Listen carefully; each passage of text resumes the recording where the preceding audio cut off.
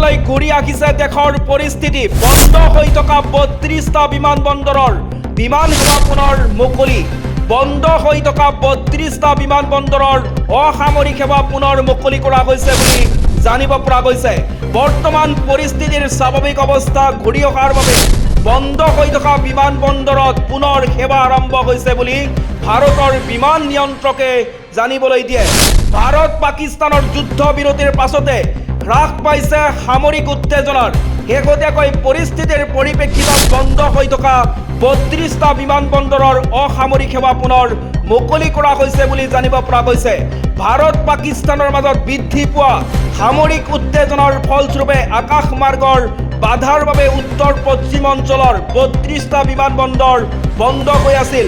বৰ্তমান পৰিস্থিতিৰ স্বাভাৱিক অৱস্থালৈ ঘূৰি অহাৰ বাবে বন্ধ হৈ থকা বিমানবন্দৰত পুনৰ সেৱা আৰম্ভ হৈছে বুলি ভাৰতৰ বিমান নিয়ন্ত্ৰকে জানিবলৈ দিয়ে।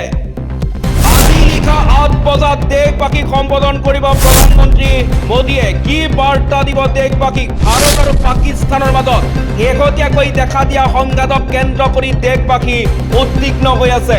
বিগত এই দিনকেইটাৰ উদ্বেগৰ পিছত আজি দেশবাসীক সম্বোধন কৰিব প্ৰধানমন্ত্ৰী নৰেন্দ্ৰ মোদীয়ে। ভাৰত আৰু পাকিস্তানৰ মাজত শেহতীয়াকৈ দেখা দিয়া সংঘাতক কেন্দ্ৰ কৰি দেশবাসী উদ্বিগ্ন হৈ আছে।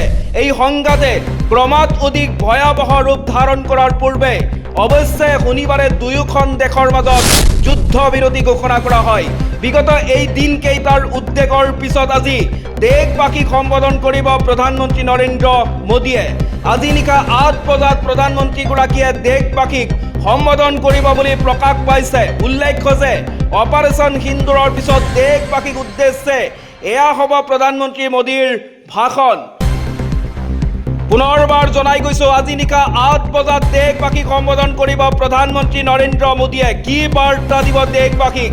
ভাৰত আৰু পাকিস্তানৰ মাজত শেহতীয়াকৈ দেখা দিয়া সংঘাতক কেন্দ্ৰ কৰি দেশবাসী উদ্বিগ্ন হৈ আছে। বিগত এই দিনকেইটাৰ উদ্বেগৰ পিছত আজি দেশবাসীক সম্বোধন কৰিব প্ৰধানমন্ত্ৰী নৰেন্দ্ৰ মোদীয়ে। ভাৰত আৰু পাকিস্তানৰ মাজত শেহতীয়াকৈ দেখা দিয়া সংঘাতক কেন্দ্ৰ কৰি দেশবাসী উদ্বিগ্ন হৈ আছে। এই সংঘাতে ক্ৰমাৎ অধিক ভয়াৱহ ৰূপ ধাৰণ কৰাৰ পূৰ্বে অৱশ্যে শনিবাৰে দুয়োখন দেশৰ মাজত যুদ্ধ বিৰতি ঘোষণা কৰা হয়।